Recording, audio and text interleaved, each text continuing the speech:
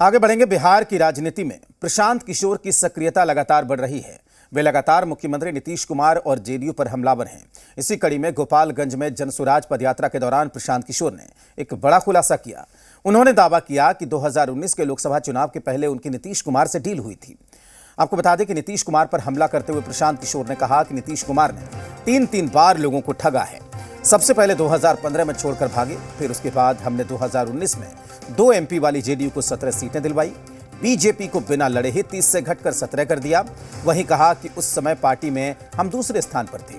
Party में यह तय हुआ कि लोकसभा के बाद हम बीजेपी का साथ छोड़ देंगे, लेकिन जब मोदी जी जीत कर आ गए तो नीतीश कुमार हमको ही समझाने लगे कि अभी लग रहा है मोदी जी की हवा है, अभी थोड़े दिन और रुका जाए बीजेपी में।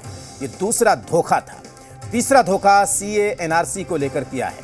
पार्टी में तय हुआ था कि हम लोग इसके विरोध में हैं और पार्लियामेंट में जाकर मोदी जी के पक्ष में यानी कि सीए एनआरसी के पक्ष में जाकर वोट कर दिया। जनता से पूछते हुए प्रशांत किशोर ने कहा कि अब आप ही लोग बताएं, अब नीतीश कुमार पर कितना भरोसा करें।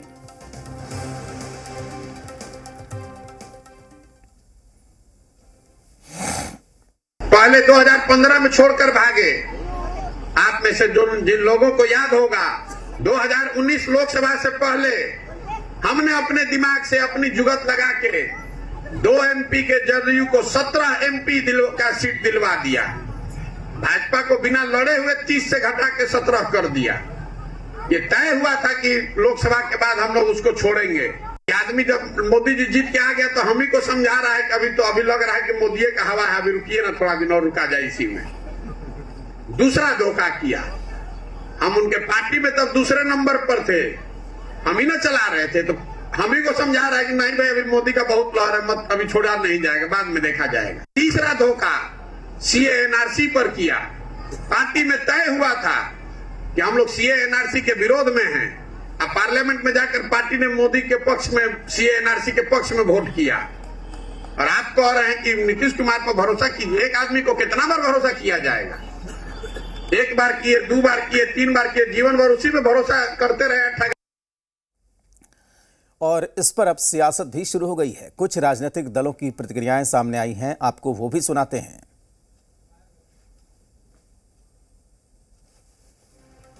प्रशांत किशोर जी ही बता सकते हैं या फिर जदयू के कुछ बड़े नेता बता सकते हैं।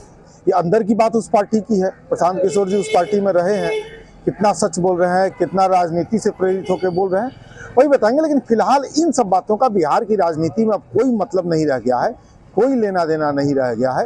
नई बहस है, नई चर्चा है। बिहार को बदलना है तो कैसे बदलेंगे, अब चर्चा इस पर हो रही है। प्रशांत किशोर जी का अपना निजी बयान है। पहले वो व्यवसायी थे, अब राजनीतिज्ञ बनने का प्रयास कर रहे हैं, तो स्वाभाविक है इस क्रम में अपने पुराने अनुभव वो सुना रहे हैं। कब क्या हुआ, जदयू में कभी दूसरे नंबर पर थे, जदयू में कोई पहले नंबर पर तो आज तक आया नहीं। और प्रशांत किशोर जी ने जो बात अब उजागर की है, जदयू में रहते क्यों नहीं उजागर किया। और ये तो सच है कि नीतीश कुमार जी तो के बारे में तो लोग जो कहते हैं कि ऐसा कोई सगा नहीं जिसको नीतीश जी ने ठगा नहीं, तो अगर प्रशांत किशोर जी इसमें ठगा गए तो कौन सी बड़ी बात हो गई। प्रशांत किशोर जी को लगता है कि माननीय मुख्यमंत्री 2015 के बाद राजनीति कर रहे हैं। 1975 से ये लोग राजनीति कर रहे हैं और इनके बनाए हुए नहीं है। हो क्या गया है कि पैसा का अहंकार बोल रहा है। ये व्यक्ति किसको किसको नहीं धोखा दिया, पैसा के लिए कहाँ कहाँ नहीं काम किए, किस किस अलायंस के साथ नहीं काम किए, तो इन पर कौन विश्वास करेगा। 2014 में जो आज ये बोल रहे हैं, मोदी जी के साथ यही ना थे, अखिलेश जी के साथ यूपी में यही ना थे, अभिषेक बनर्जी के साथ यही ना थे, आंध्र प्रदेश में यही ना थे, किसके साथ आप खड़े रहे। राजनीतिक प्रबंधन में अगर आप अपने आप को नंबर 2 मानते हैं, अरे आप तो धन के आधार पर करते हैं ना, आप कोई सेवा भाव से तो आए नहीं है। तो स्वाभाविक है ऐसी स्थिति में ऐसे लोग जो मंतव्य देते हैं, हम उनको यही कहना चाहते हैं कि राजनीति के इस दलदल में प्रशांत अभी किशोर हैं। धन उगाही करने वाले भी राजनीति में प्रवचन दें और नंबर 2 बनने का ख्वाब अगर देखते हैं तो एक राजनीतिक कार्यकर्ता दिन रात अपने मेहनत करके अपने परिवार को छोड़कर, सुख सुविधा को छोड़कर राजनीति करता है।